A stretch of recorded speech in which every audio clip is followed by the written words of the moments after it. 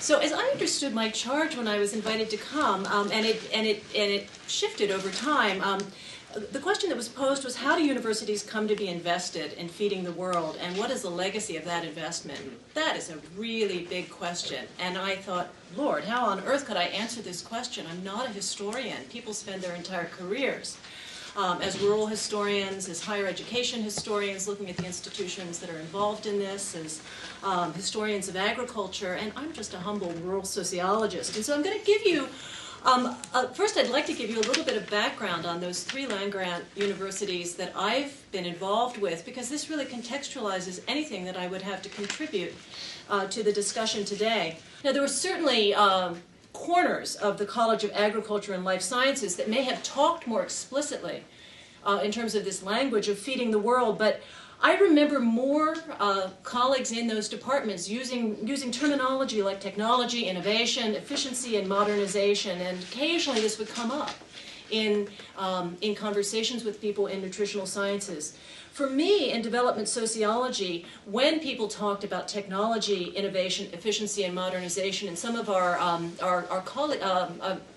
sort of peer departments within the College of Agricultural and Life Sciences, it was simply a foil to our own energetic debates in development sociology about the forms and impacts of capitalist development in agriculture, whether it is in the United States or in countries overseas.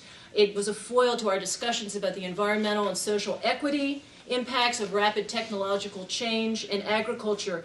I think the thing I'd really point out, though, is that when I was, at least at that first land grant, the discussion was really not so much about food. Food was sort of the next step on. We weren't studying food per se. It was really very much centered around production and the social relations of production in agriculture and in agricultural livelihoods. Now, I then went to Iowa State, and I do remember many explicit and implicit, more shadowed encounters with discourses on feeding the world. When I interviewed there at my meeting with the dean, he listened very patiently to my account of my emerging research agenda on sustainable agriculture and local food systems development, agri-food movements, and so on. And then he leaned over and he asked, as if to put me on track, "That's all very nice, but I really want to know what ideas you have for getting farmers to adopt new technologies and practices the university is developing and ensuring public acceptance." And his comments really encapsulated for me what Philip Lowe at the University of Newcastle calls an end-of-pipe role for social scientists, often in the land grants, and particularly so for sociologists and rural sociologists, if those they be. The point is that the university has determined important technologies to develop, one seen as pivotal for modernizing and competing in historically important agricultural industries within states. And what a social scientist is to do is to tell the university, tell the production scientists, the agricultural engineers, how to get farmers on board, how to engineer social acceptance of the technologies. The technologies themselves are, they're de facto, they're there. They have sprung forward, and our mission as social scientists is to legitimate them in some fashion. Now, I don't believe that the dean, as I try to think back on this, actually uttered the phrase "feeding the world," but with hindsight, I think I can see that his perspective was woven into a particular agricultural social science research agenda that he was articulating, and it was this notion of being a support player, a handmaiden, in effect, assisting with the social engineering that will allow us to feed the world. Now, that said, that is my sort of entry to Iowa State. And I should say, too, that this was, the job I had there was not an extension sociologist. I was a head of research and teaching appointment, but this notion of what social science was about, at least in the College of Agricultural Sciences, was very much pervasive. And I'm struck by how, as the college positions itself within the university overall, and also within the state, trying to make a case for what we're about, that it's often in terms of feeding, but it's not feeding the world. There's a lot of talk about feeding the future. And this is interesting. I see this framing in some ways looking both outward and inward. The outward part is very much an embrace of what's going on right now in terms of much more heated debate and discussion about the specter of global food insecurity and the reasons for global food insecurity in light of climate change, bioenergy development, declining public investment, and so on and so forth, population growth, geopolitical interests. But the inward piece of this feeding the future may speak to how, as a college, my institution is talking about we feed our future in a time of public investment, and that we're looking for support from the state by speaking to that way of, or to that need that we have to feed our future for institutional survival. And so that's is part of an inward institutional piece. Now, I wanted to share one thing sort of related to my college and sort of the discussions in the administration that I think captures some of the difficulties of working with this notion of feeding the world. And this maybe speaks to some of the disciplinary tensions, misconnections, misalignments in how disciplines perceive feeding the world-related issues. And I'm going to take as my point of reference a book some of you may be familiar with, some of you may like it, some of you may hate it, but it's one that's captured some attention. It's this book entitled Enough: Why the World's Poorest Starve in an Age of Plenty by Roger Thoreau and Scott Kilman. Well, last November I read within a week 2 reactions to this book that for me capture some of the challenges in working through and reconciling notions of feeding the world. And one of the reactions was, well, I should say a little bit about the book. It's a book by 2 journalists. They take Borlaug's Green Revolution as a laudable starting point. So, they're very, very positive about that legacy in ways that Maggie had described, but then proceed to discuss the intractability and the likely continuation of the hunger and food crisis in Africa. And one of the positions is very much favoring biotech advances as one solution to the problem, but at the same time these authors take on the food aid industry, U.S. farm subsidies, ethanol incentives, the Western donor community, activists. They're very down on anti-GM activists, and they also take on African political leaders.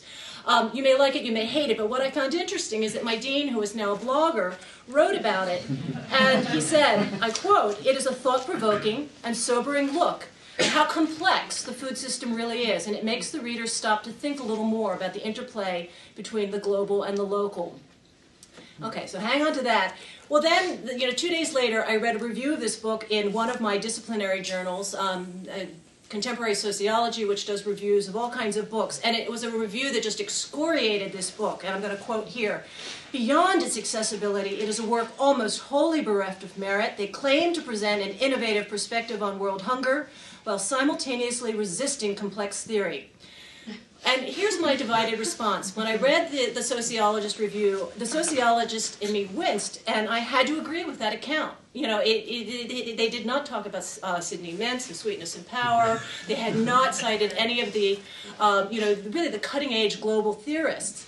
But at the same time, the College of Ag Sciences sociologist in me, and this is the pragmatist looking for openings and how we change the conversation or enlarge the conversation in my college, thought, but the dean read this book and he got some of the points, and this is getting him to think about things in different ways, and that's all potentially to the good, whatever the weaknesses or the flaws of this particular book. And to the extent that it maybe opens the conversation about structural and institutional contexts that makes those of us working in College of Ag Sciences, and particularly some who may not be reading any social science at all, just begin to think that technological solutions only could be unwise and maybe dangerous. Well, that's perhaps a good thing. And so, I therein give you my kind of divided reaction, the difficulty of disciplinary allegiances, and then also the requirement to be doing something within a College of Agricultural Sciences with colleagues who are all over the map in terms of their own disciplinary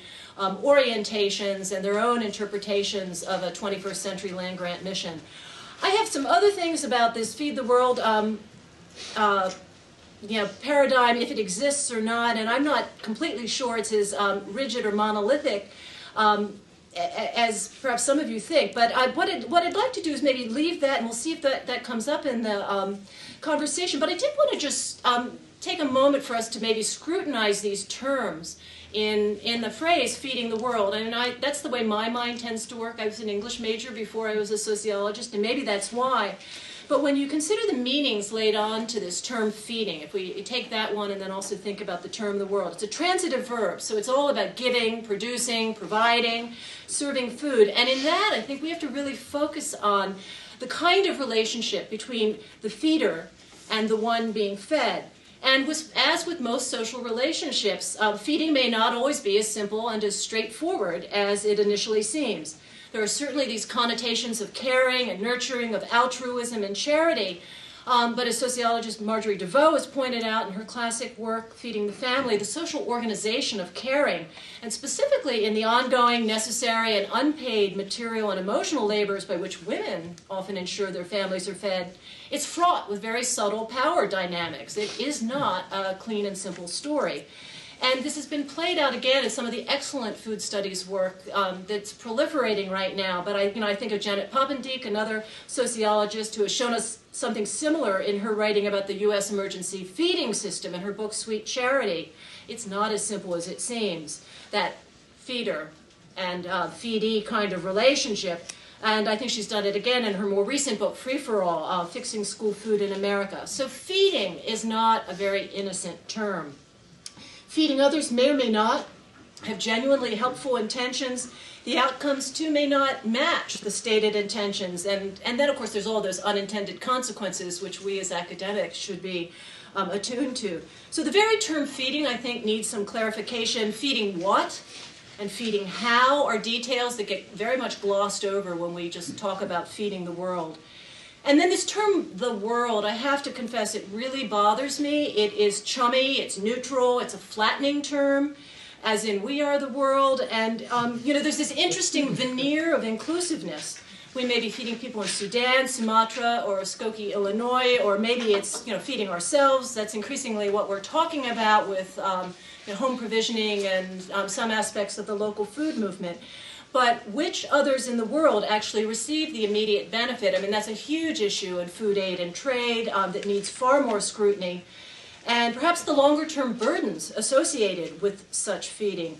So the great global glossing obscures emerging facts and lingering complexities and consequences that are experienced on the ground, and I think we really have to unpack that term, the world, if that's what we're going to be talking about today. Thank you.